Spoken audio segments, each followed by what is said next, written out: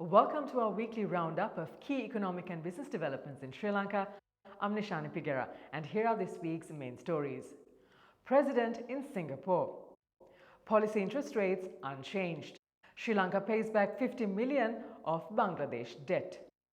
In our top story this week, President Ranil Wickremesinghe was in Singapore this week on a two-day visit where he held discussions with Prime Minister Lee Hsien Loong.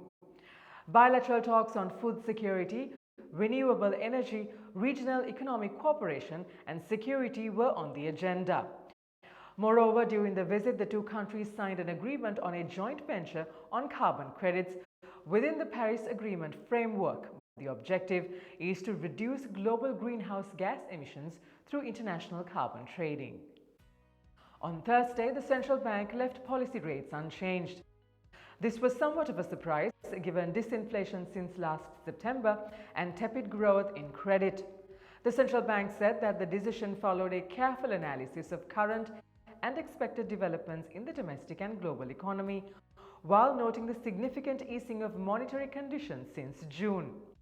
Since June, policy rates have been cut by 450 basis points. However, it introduced interest rate caps on certain lending products, highlighting the presence of excessive interest rates and an inadequate downward adjustment. Sri Lanka paid back $50 million to Bangladesh out of the $200 million the island borrowed in 2021. According to M. Haq, Executive Director and spokesperson of the Central Bank of Bangladesh, another installment will be received by next Wednesday. Increasing worker remittances and tourist earnings have boosted Sri Lanka's foreign currency reserves to a 14-month high, allowing the repayment of select debt obligations. In a significant development, a private sector consortium was formed to embark on a 100-megawatt solar power generation project in Sri Lanka. Entities Windforce plc, Lakdanavi and Singapore-based investment firm Blue Circle will sign a power purchase agreement with the Ceylon Electricity Board in October this year. To be located at Siabalandua in the Monaragala district, the investment is slated to be $152 million and to be completed by December 2025. Meanwhile, according to Minister of Power and Energy Kanchana Wijesekara, Sri Lanka is planning to manufacture solar panels in collaboration with Surana Solar Company of India. During the first 20 days of August, 98,831 tourists arrived in the country. This pushed the year-to-date visitor numbers to just over 866,000, 20% higher than last year's full 12-month arrivals. Daily arrivals in the month fell slightly to 4,941 from over 5,000 records last week.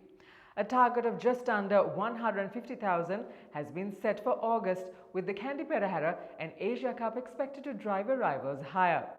Arrivals from India continue to increase at a steady pace and are now at almost 20% of the month's arrivals. Now let's take a look at the weekly movement of the All Share Price Index and the S&P SL 20 Index at the Colombo Stock Exchange.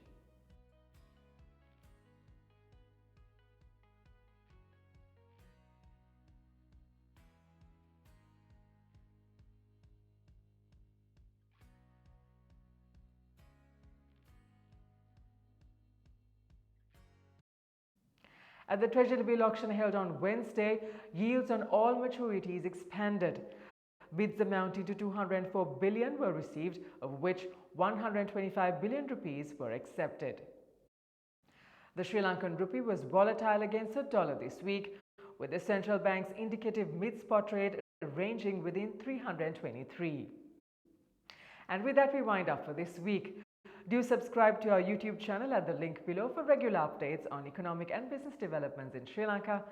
Until we see you again next week, thank you for watching. Stay safe.